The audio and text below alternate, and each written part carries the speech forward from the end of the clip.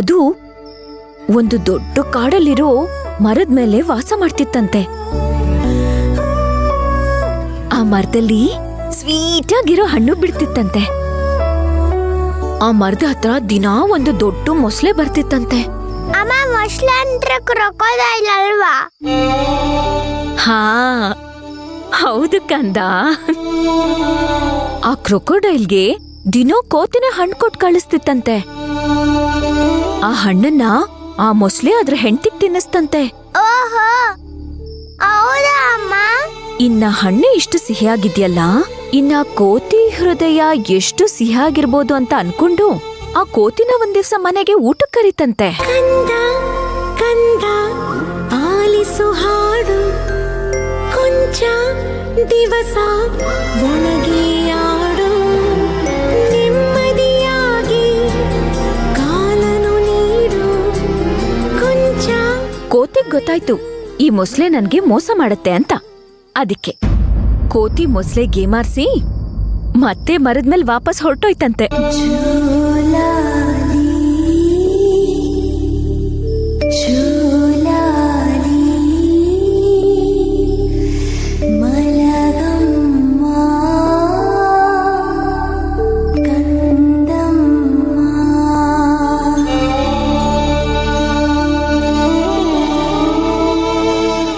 ನೋಡಿದ್ಯಾ ಅರ್ಚನಾ, ಒಂದು ಕ್ಷಣ ನಿನ್ ಮಗು ಜೊತೆ ಇದ್ದು ಅರ್ಚನಾ ಅನ್ನೋದನ್ನೇ ಮರ್ತ್ಬಿಟ್ಯಲ್ಲ.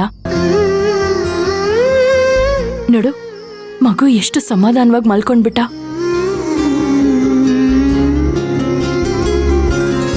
ಅಲ್ಲ, ಹೇಗೆ ಅವ್ರಿಗೆ ಮಗು ಮೇಲೆ ಕೈ ಮಾಡೋದಕ್ ಮನ್ಸ್ ಬರುತ್ತೆ? ಅವನ್ನೆಲ್ಲಮ್ಮ ಹೊಡಿತಾನೆ. ಅವ್ನ್ ಹೊಡಿಯೋ ತರ ಅವಳು ಪ್ರವೋಕ್ ಮಾಡ್ತಾಳೆ.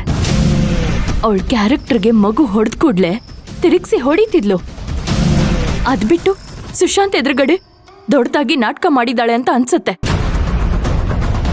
ಅದಕ್ಕೆ ಸುಶಾಂತ್ಗೆ ಅವನ ಮೇಲೆ ಕೋಪ ಬಂದಿದೆ, ಮಗುಗ್ ಹೊಡೆದ್ಬಿಟ್ಟ. ಅರ್ಚನಾ, ನೀನೇನೇ ಅನ್ನಮ್ಮ, ಒಂದು ಮಗುವನ್ನ ಹೆತ್ತ ತಾಯಿನೇ. ಆ ಸ್ಥಾನನ ಬೇರೆ ಯಾರೂ ತುಂಬಕ್ಕ ಆಗಲ್ಲಮ್ಮ. ಈಗ ನಮ್ಮೆಲ್ರಿಗೂ ಆಗ್ತಾ ಇರೋ ಭಯ ಅದೇ. ಇವಳಿಂದ ಈ ಮಗು ಭವಿಷ್ಯ ಏನಾಗತ್ತೋ ಏನೋ ಅಂತ ದೊಡ್ಡ ಚಿಂತೆ ಆಗ್ಬಿಟ್ಟಿದೆ ಕಣಮ್ಮ. ಅದಕ್ಕೆ ಹೀಗೆಲ್ಲ ಆಗ್ಬಾರ್ದು, ರಾಘವ್ಗೆ ಮಲ್ತಾಯಿ ಕಾಟ ಶುರು ಆಗ್ಬಾರ್ದು ಅಂತಾನೆ ನಾನು, ಸಿದ್ದು, ರತ್ನಮ್ಮ 3 ಜನನು ನಿಮ್ಮನೆಗೆ ಅವತ್ ಬಂದಿದ್ದು. ನಿಮ್ಮ ಅಣ್ಣನ ಹತ್ರ ನಿನ್ನ ನಮಗೆ ಕೊಟ್ಬಿಡಿ ಅಂತ ಕೇಳಿದ್ದು.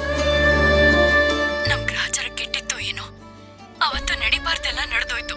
ಅಕ್ಕ, ನೀವೇನು ಚಿಂತೆ ಮಾಡ್ಬೇಡಿ. ರಾಘವ್ ಭವಿಷ್ಯಕ್ಕೆ ಯಾವ ತೊಂದ್ರೆನೂ ಆಗಲ್ಲ. ಆಗಕ್ಕೆ ನಾನ್ ಬಿಡೋದು ಇಲ್ಲ.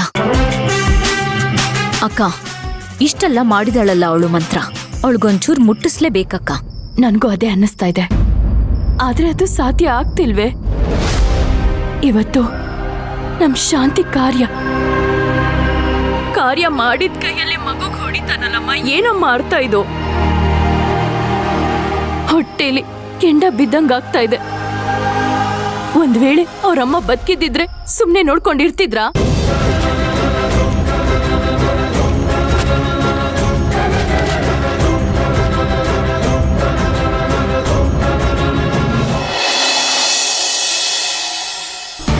ಏನೇ ಆದ್ರೂ ನೀವಿಷ್ಟೊಂದು ಕೋಪ ಮಾಡ್ಕೋಬಾರ್ದಿತ್ತು.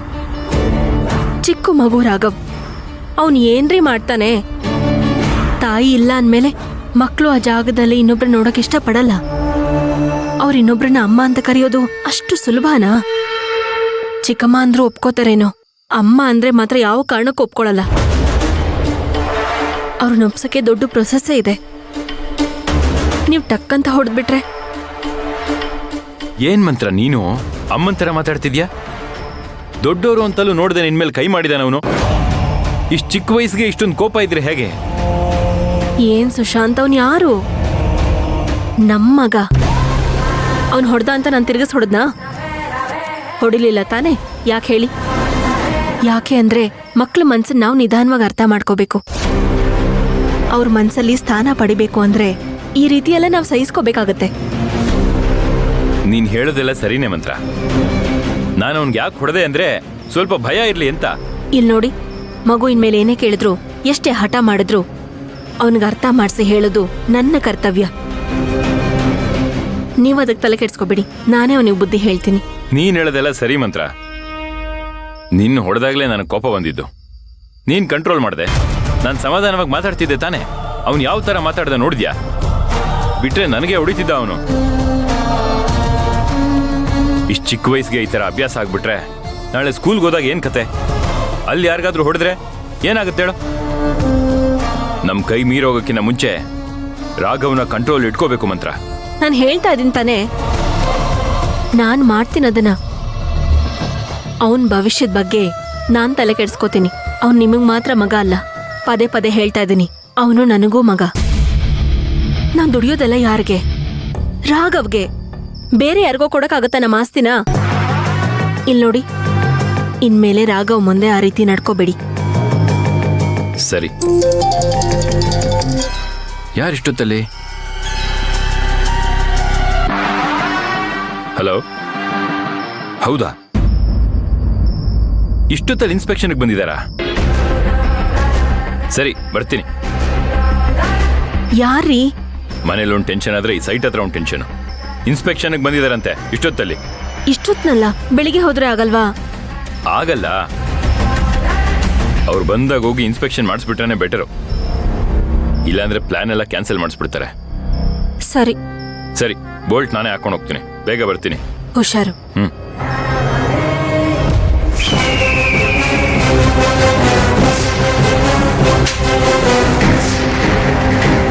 ನನಗೆ ಕೆನ್ನೆಗೆ ಹೊಡೆದ್ಬಿಟ್ಟ ಅಲ್ಲ ಅವನು. ಚೋಟ್ ಮೆಣಸಿನ್ಕಾಯಿ ಅಷ್ಟು ಉದ್ದ ಇದ್ದಾನೆ. ಇವನ್ನ ಹೀಗೆ ಬಿಟ್ರೆ ಸರಿ ಹೋಗಲ್ಲ. ಮೊದಲು ಇವನಿಗೇನಾದ್ರೂ ಗತಿ ಕಾಣಿಸ್ಬೇಕು. ಆಗ್ಲೇ ಸುಶಾಂತ್ ಸಂಪೂರ್ಣವಾಗಿ ನನ್ನವನಾಗೋದು.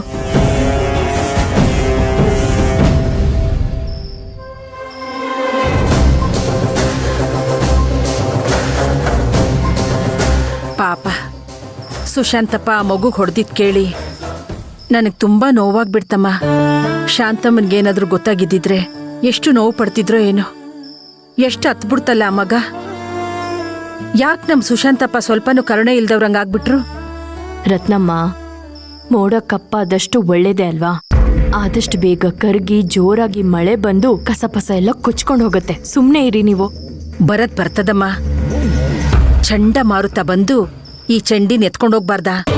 ಅದು ಆಗತ್ತೆ, ನೋಡ್ತಾ ಇರಿ. ಸರಿ ಸಾಧ್ನಮ್ಮ, ಶಾಂತಿ ಕಾರ್ಯ ಎಲ್ಲ ಮುಗೀತಲ್ಲ. ಅಡ್ಗೆ ಮನೇಲಿ ನನಗೆ ತುಂಬಾ ಕೆಲಸ ಇದೆ. ಕೆಲಸ ಮುಗಿಸ್ಕೊಂಡು ನಾನು ಮನೆಗೆ ಹೋಗ್ತೀನಿ. ಅಯ್ಯೋ ರತ್ನಮ್ಮ, ಇವತ್ತಿಲ್ಲೇ ಇರಿ, ಹೊತ್ತಾಗ್ತಿದ್ಯಲ್ಲ. ಇಲ್ಲ ಕಣಮ್ಮ, ಇವತ್ ಕಾರ್ಯ ಮಾಡಿದ್ರಲ್ಲ, ಶಾಂತಮ್ಮನ ನೆನಪು ಬೆಳಗ್ಗೆಯಿಂದ ಮನ್ಸಲ್ಲಿ ತುಂಬಾ ತುಂಬ್ಕೊಂಡ್ಬಿಟ್ಟಿದೆ. ಅಂಥದ್ರಲ್ಲಿ ಸುಶಾಂತಪ್ಪ ಬೇರೆ ರಾಘವ್ನ ಹೊಡೆದ್ಬಿಟ್ರಾ, ಇನ್ನೂ ಯಾಕೋ ಒಂಥರ ತುಂಬಾ ಹಿಂಸೆ ಆಗ್ತಾ ಇದೆ.